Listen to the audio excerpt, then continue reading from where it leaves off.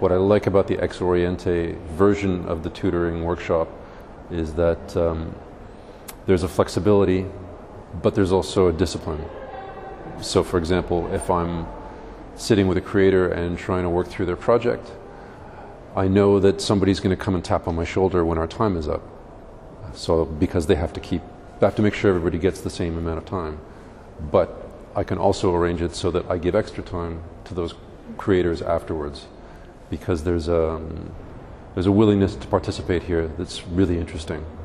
And in particular, it's nice to see that all the participants I've seen, they're all contributing to other people's projects, which I have to say, my guilty secret is that I get as much out of these workshops as the creators do.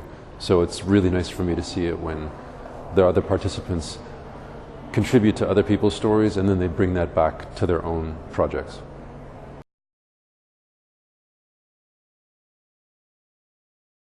I think it has to be a project that isn't purely didactic. I'm not so interested in projects that, how can I put it, are purely about information. I'm a big fan of observational style, which I guess is fashionable.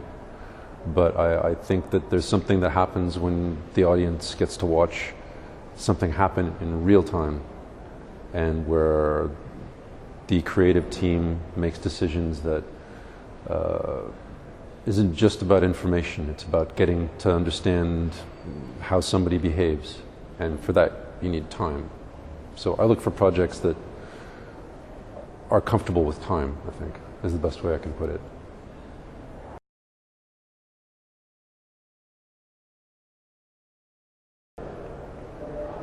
I think one of the things that I really love about working in documentary is it brings a richness to my life and the way that I think about the world outside of the job.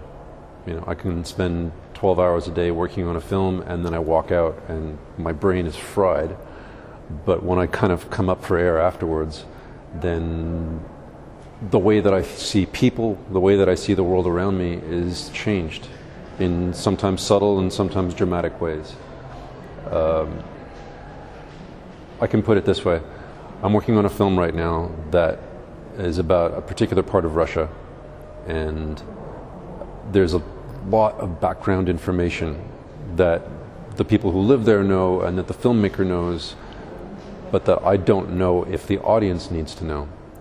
I think what the audience needs to experience is the way that somebody behaves that reflects what the story is about. So when I look at the world around me, the meaning that I find in everything comes from, I notice the way that somebody hesitates, or I notice an interaction between two people in the street, and I imagine what they're talking about, even if I'm in another country. There's a way of looking at the world that it feeds my curiosity, and my curiosity just looks for everything.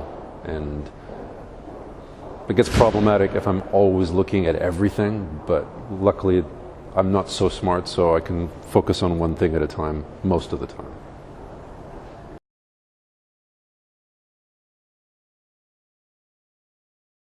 I love it when somebody says something that contradicts what I see in their behavior. So for example, if somebody says that they are a humble person, but they're always trying to control everybody around them, that's the kind of, that's an obvious example, but that's something that I really love to find, because that makes it relatable in many levels. I think all of us have ways that we behave where we try to present ourselves as something more than we are, and I think that's just a natural human thing.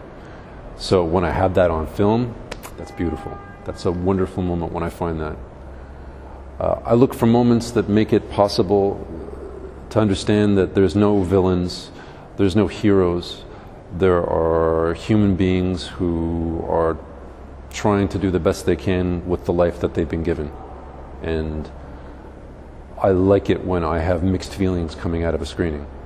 And I love it when I see a character that starts off in my head as this is the bad guy, and at the end I'm thinking, but he has a point.